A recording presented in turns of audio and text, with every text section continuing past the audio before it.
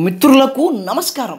మిత్రులారా, కొంతమంది అతి తెలివి మేధావులు ఏదో తెలివైన వాళ్ళము అనుకొని నోటికొచ్చింది వాగి దొంగలలా దొరికిపోతారు. మీకు మన కదిరి కిట్టప్ప తెలుసు కదా, మనల్ని దూషించబోయి ఎలా దొరికిపోయాడో చూడండి. నేను గుళ్ళోకి వస్తే నువ్వు రానివ్వు. ఏంటి, నిన్ను గుళ్ళోకి రానివ్వలేదా? అసలు నువ్వు గుళ్ళోకి వస్తే కదా రానిచ్చింది రానియ్యనిది తెలిసేది. ఒకవేళ ఏదైనా గుడిలోకి నిన్ను రానివ్వలేదు అంటే ఆ గుడిలోకి నన్ను కూడా రానివ్వరు. దేశంలో ఉన్న అన్ని దేవాలయాలలోకి స్త్రీలను అనుమతిస్తారు, కానీ శబరిమల అయ్యప్ప స్వామి దేవాలయంలోకి అనుమతించరు. కానీ అదే అయ్యప్ప స్వామి దేవాలయాలు దేశమంతా ఉన్నాయి. ఆ దేవాలయాలు అన్నిటిలోకి స్త్రీలను అనుమతిస్తారు. నువ్వు దేవాలయంలోకి వెళితే నిన్ను అనుమతిస్తారు, కానీ గర్భగుడిలో దూరుతాను అంటే ఎక్కడో తంతారు, దానిని ఎవ్వరిని అనుమతించరు. గర్భాలయ ప్రవేశానికి కొన్ని అర్హతలు ఉన్నాయి. ఆ అర్హతలు ఉన్నవారినే లోపలికి అనుమతిస్తారు. నీ దేవుడు వేరే, మా దేవుడు వేరే. అమ్మయ్యా, ఎన్నాళ్ళు ఒప్పుకున్నావురా, నీ దేవుడు వేరే మా దేవుడు వేరే అని. మా దేవుడు మగ రూపంలో ఉంటాడు, స్త్రీ రూపంలో ఉంటాడు, ముసలి రూపంలో ఉంటాడు, బాల్య రూపంలో ఉంటాడు, పక్షి, జంతువు, పర్వతము, నది, అన్ని రూపాలలోనూ మా దేవుడు ఉంటాడు. మీ దేవుడు కేవలం 2 చెక్క ముక్కల రూపంలో ఉంటాడు.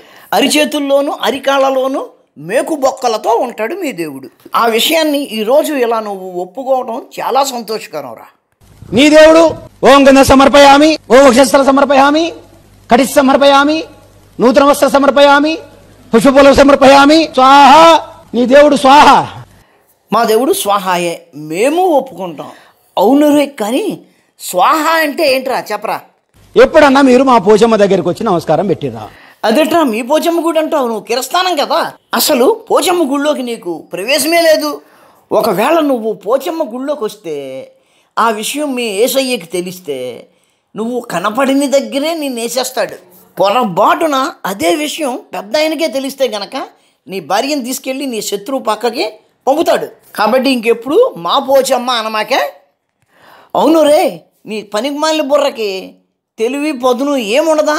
నన్ను పోచమ్మ గుడికి వచ్చావా అని అడుగుతావేంటి? అసలు పోచమ్మ గుడికి ఉన్న 5 ధర్మకర్తలలో మొట్టమొదటి వ్యక్తి ఎవరు? మా మేనమామే కదా. పోచమ్మకి ఎప్పుడైనా మంత్రాలు చదివిరా? ఏ, పోచమ్మకి మేము మంత్రాలు చదవలేదా? నువ్వెలా చెప్తావురా? పోనీ నువ్వేమన్నా పోచమ్మకి మంత్రాలు చదివావా? లేదు కదా, నేను నోరే తిరిగి చావదు. మీరు పూజ ఎట్లా చేస్తారు? గంధం తీసుకుంటాడు, నాభిగహర సమర్పయామి, బొడ్డులో పూస్తాడు, వక్షస్థల సమర్పయామి, ఇక్కడ చెస్ట్కు పూస్తాడు, కంఠ సమర్పయామి, ఇక్కడ పూస్తాడు, కటిస్ సమర్పయామి, నడుములోకి పూస్తాడు, ఫలభాగ సమర్పయామి. ఇది నీ పూజ. మరి మా పూజ ఎట్లా ఉంటుంది? ఏ, నీ పూజలో నువ్వు అమ్మోరికి గంధం పూయవా? అమ్మోరికి పసుపు పూయవా? ఎవరికి చెప్తున్నావురా కథలు? అన్నం వండుకుంటాం, అన్నంలో ఇంత పసుపు వేస్తాం, ఆ పసుపు తీసుకొని దేవత కాడికి పోతాం, కోడిపిల్లని కోస్తాం. ఆమె కోడిపిల్ల కూడా సరిపోకపోతే ఏటనికి వస్తాం, ఇంకా పెద్దదైతే దున్నపోతునికి వస్తాం. బాగానే ఉందిరా, కోడి పిల్లను కోస్తారు, జనం ఎక్కువైతే వేటను కోస్తారు, జనం ఇంకా ఎక్కువైతే దున్నను కోస్తారు, అంతేనా?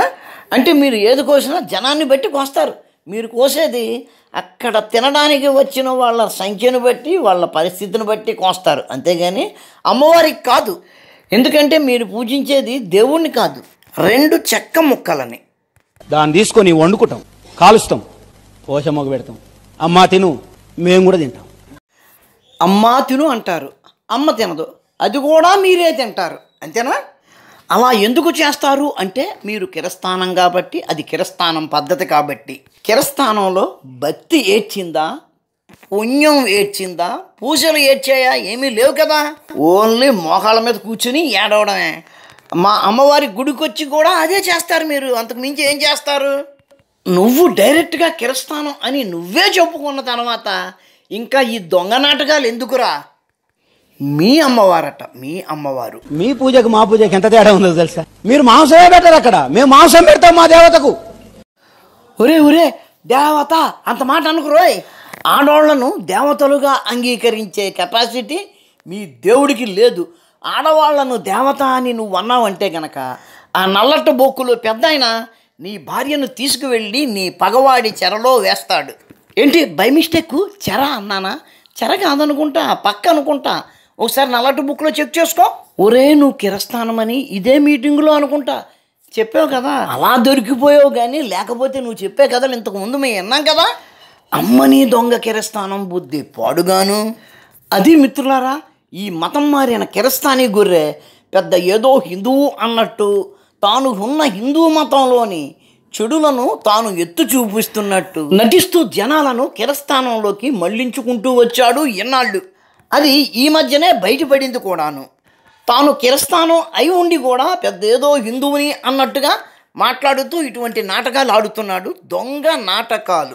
ఇటువంటి వాళ్ళు మనకు సమాజంలో ఎదురైనప్పుడు వీళ్ళను కొట్టక్కర్లేదు, తిట్టక్కర్లేదు. కేవలం చీపుర్లు చూపిస్తే చాలు, వాడికి మ్యాటర్ అర్థమవుతుంది. రోజులు మారాయి, నేను నోరు మూసుకుని ఓ మూల కూర్చోవాలి, లేకపోతే బడిత పూజ చేస్తారు అన్న భయం వాడిలో మొదలవ్వాలి. మిత్రులారా, వీడియో నచ్చితే లైక్ చేయండి, షేర్ చేయండి, మీ కామెంట్ పెట్టండి. మన ఛానల్ని ఇంకా సబ్స్క్రైబ్ చేసి ఉండకపోతే వెంటనే సబ్స్క్రైబ్ చేయండి. ఉంటాను. నమస్కారం. మతోన్మాదంపై రామబాణం.